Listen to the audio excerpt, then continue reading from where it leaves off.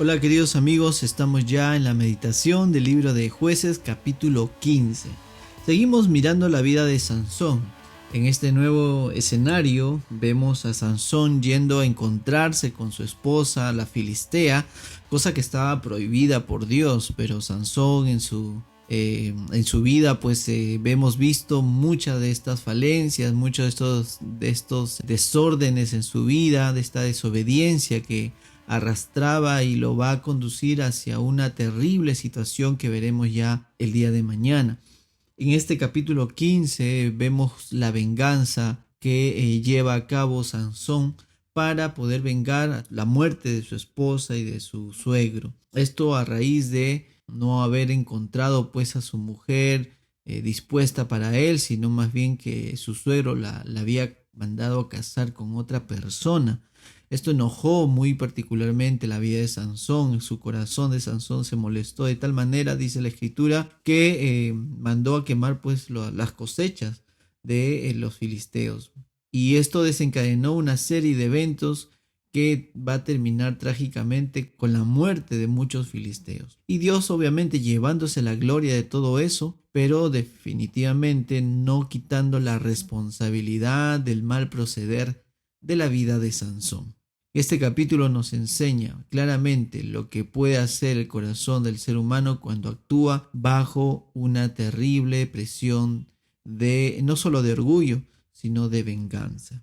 Sansón había sido llamado por Dios para poder llevar a cabo una tarea solemne, que era la de liberar a su pueblo. Y Dios lo había llamado no solamente de forma personal, sino a través de este pacto que se hace con Dios del ser nazareo. Sansón tenía una fuerza particular que debía solo usarse para los fines de glorificar a Dios a través de la liberación del pueblo de Israel. Sansón, por el contrario, lleva a cabo muchos proyectos personales, el casarse con una mujer filistea, lo destruye prácticamente en su corazón y lo lleva a tomar actitudes como la que estamos viendo.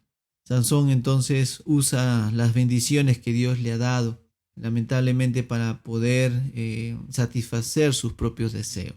Obviamente la fuerza que él tenía no había desaparecido de él, la fuerza que venía de parte de Dios seguía siendo una bendición para su vida. Y en medio de esto nos presenta ya casi en los finales versículos que el Espíritu de Dios vino sobre Sansón.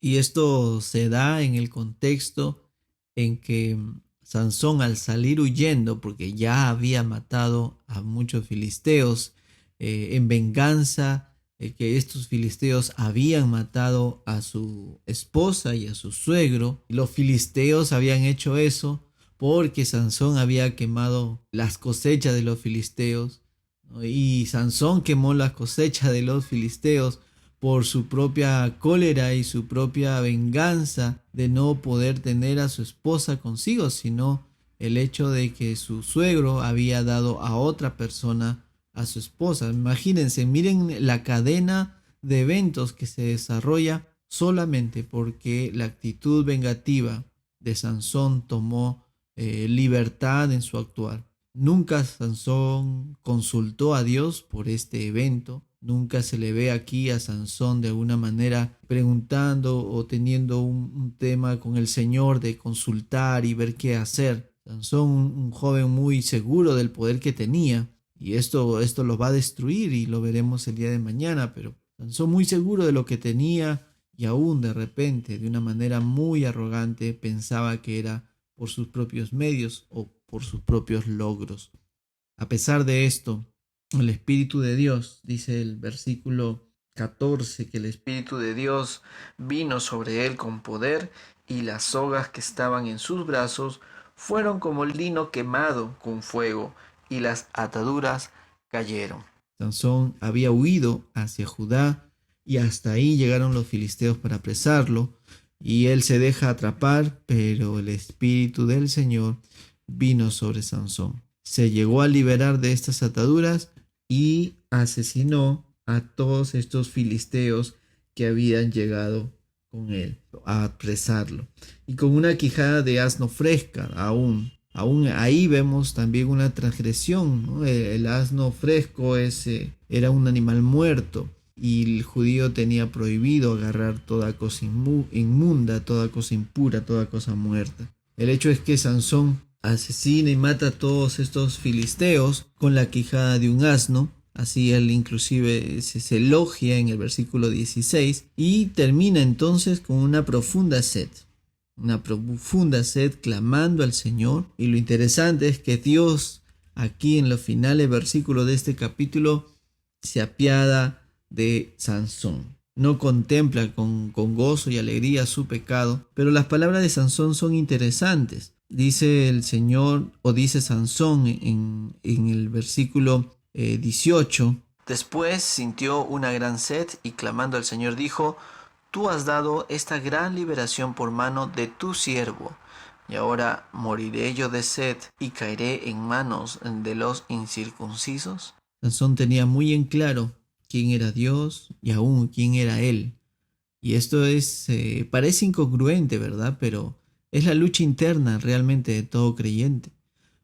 Cada uno de nosotros en lo profundo de nuestro corazón sabemos y amamos a nuestro Dios y vemos con cuánta fuerza hay en nuestras vidas, se desarrolla en nuestras vidas una lucha para tener la hegemonía de nuestro corazón. Por un lado está la palabra de Dios con todos los principios de la Escritura y por otro lado están nuestros más grandes anhelos y placeres de autosatisfacción. Y estas dos cosas luchan entre sí. Y no nos cansaremos de repetir lo que Primera de Pedro nos dice, que debemos mirarnos como extranjeros y peregrinos y abstenernos de todas estas pasiones carnales que batallan contra el alma. Esto debió haber hecho Sansón, pero al contrario, Sansón se dejó llevar por la pasión, por el amor, el anhelo y el deleite de su propia carnalidad. Sea el Señor guardando nuestras vidas el día de hoy y miremos la gran misericordia de Dios, dándole que comer a ese sediento Sansón que transgrede una y otra vez la voluntad de Dios, y Dios esperando pacientemente la reconciliación, la restauración y la consagración de aquella persona que él había escogido, a Sansón. Que el día de hoy podamos terminar este devocional pensando y reflexionando acerca de nuestra relación con Dios. El ser hecho hijo de Dios ya nos pone en una posición prácticamente la de Nazareo, donde no tenemos que dejarnos crecer el cabello, pero que sí somos sellados por su Espíritu Santo. Y la presencia de su Espíritu en nuestras vidas clama con voces indecibles para traernos más a Cristo Jesús. No hagamos caso omiso a esa voz. Si tenemos que evaluar nuestras vidas el día de hoy, Dios tenga misericordia de nosotros y nos permita ver que haciendo un balance, nuestras vidas están consagradas al Señor. Y si no encuentras eso en tu vida, te animo a que el primer paso sea el arrepentimiento y la fe en el Señor Jesucristo, nuestro Salvador. Gracias te damos en este día, Señor Jesús, por tu palabra. Líbranos de tomar venganza en nuestras manos, líbranos de hacer las cosas por nosotros mismos. Y al contrario de ello, Señor, te suplicamos que nos lleves a una devoción, a una rendición de vida, a una consagración a ti, nuestro amado y precioso Jesús. En tu nombre oramos. Amén.